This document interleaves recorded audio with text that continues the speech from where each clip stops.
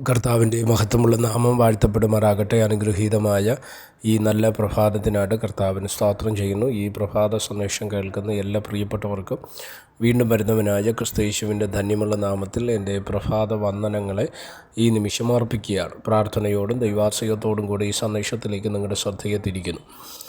എഫെസ്യർക്ക് എഴുതിയ ലേഖനം 2-ാം അധ്യായം അതിൻ്റെ 8-ാമത്തെ വാക്യം.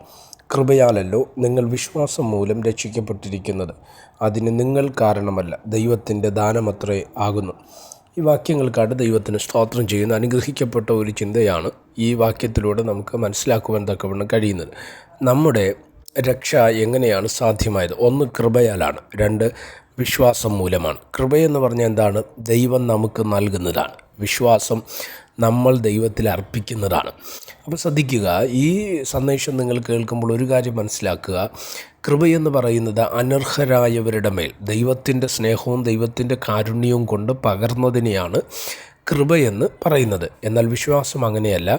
ദൈവത്തിൽ നിന്ന് മനുഷ്യരിലേക്ക് വരുന്നതല്ല, മനുഷ്യരിൽ നിന്ന് ദൈവത്തിങ്കിലേക്ക് വരുന്നതാണ്. എന്തുവാണ് വിശ്വാസം എന്ന വാക്ക് കൊണ്ട് നമ്മൾ അർത്ഥമാക്കേണ്ടത്? ബൈബിളിൽ തന്നെ അതിന് ഡെഫിനിഷൻസ് പലതുണ്ട്. സ്തോത്രം. വിശ്വാസം എന്നത് ആശിക്കുന്നതിൻ്റെ ഉറപ്പും കാണാത്ത കാര്യങ്ങളുടെ നിശ്ചയവുമാകുന്നു എന്ന് പറയുന്ന ഭാഗങ്ങളുണ്ട്. പക്ഷേ നമ്മളുടെ മനുഷ്യൻ്റെ വിശ്വാസം എങ്ങനെയാണ് ദൈവത്തിൽ അർപ്പിക്കാൻ കഴിയുക എന്നുള്ളത് ശ്രദ്ധിക്കപ്പെടണം. ഇപ്പം എനിക്കൊരു 500 രൂപയുടെ ആവശ്യമുണ്ടെന്ന് നിങ്ങൾ ചിന്തിക്കുക. ഈ 500 രൂപയുടെ ആവശ്യം ഞാൻ ചോദിക്കുന്നത് ഇത് തരാൻ കഴിയുന്നയാളിനോടാണ്. ഇപ്പം 1 രൂപ പോലും കയ്യിലെടുക്കാൻ കഴിയാത്തൊരാളുടെ അടുക്കൽ ചെന്ന് 500 രൂപ ചോദിച്ചെങ്ങനെ ഇരിക്കും, അല്ലേ?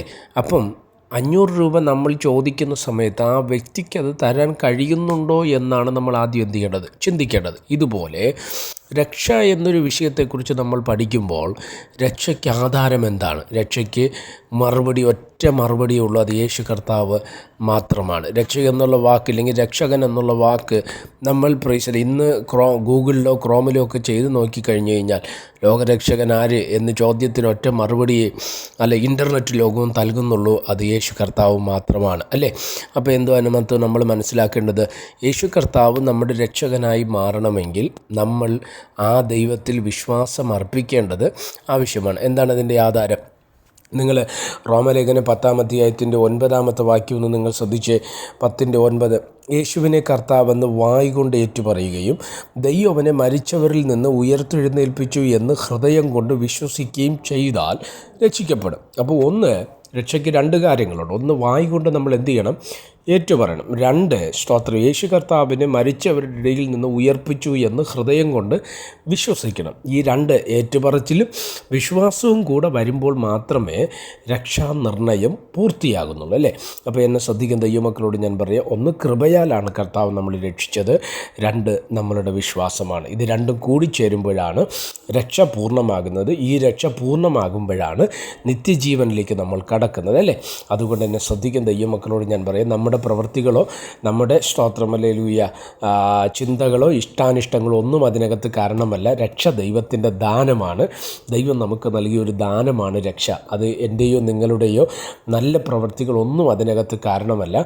അങ്ങനെ ചെയ്ത് നമ്മുടെ പ്രവൃത്തികളാണ് രക്ഷ കിട്ടുമായിരുന്നെങ്കിൽ ഇന്ന് പലർക്കും രക്ഷ കിട്ടിയേനെ, സ്തോത്രം. എന്നാൽ തിരുവചനം പറയുന്നത് വിശ്വസിക്കുക, ഹൃദയം കൊണ്ട് യേശുവിൽ വിശ്വസിക്കുക, വായ് കൊണ്ട് ഏറ്റുപറയുക. കൃപയാൽ ദൈവം നമുക്കത് ദാനമായി നൽകിയെങ്കിൽ അതിലൂടെ യാത്ര ചെയ്യാൻ, ദൈവരാജ്യത്തിൻ്റെ ഓഹരിക്കാരാകാൻ ദൈവത്തിൻ്റെ ആത്മാവ് നമ്മളെ സഹായിക്കട്ടെ. പ്രാർത്ഥിക്കാം. പരിശുദ്ധനായ ദൈവമേ, സ്വർഗീയ നല്ല പിതാവ്, ഈ സന്ദേശം കേൾക്കുന്നവരിൽ ആരെങ്കിലും ഇന്നേ വരെ യേശു കർത്താവിനെ രക്ഷകനായി സ്വീകരിച്ചിട്ടില്ല എങ്കിൽ ഈ സന്ദേശം അവരുടെ ചെവികളിൽ മുഴങ്ങുമ്പോൾ അനേകർ യേശുവിനെ അറിയുവാൻ, യേശുവിനെ മനസ്സിലാക്കുവാൻ അവിടുന്ന് കൃപ ചെയ്താലും അനേകരുടെ ഹൃദയവാതിലുകളെ അവിടുന്ന് തുറക്കേണ്ടതിനായി പ്രാർത്ഥിക്കുന്നു. സമസ്തവും ഏൽപ്പിക്കുന്ന മഹത്വം അങ്ങേക്ക് യേശു കർത്താവിൻ്റെ നാമത്തിൽ പ്രാർത്ഥനകളെ കേൾക്കണം. സ്വർഗീയ നല്ല പിതാവേ, ആമേൻ. എല്ലാവരെയും ദൈവം അനുഗ്രഹിക്കട്ടെ. God bless you.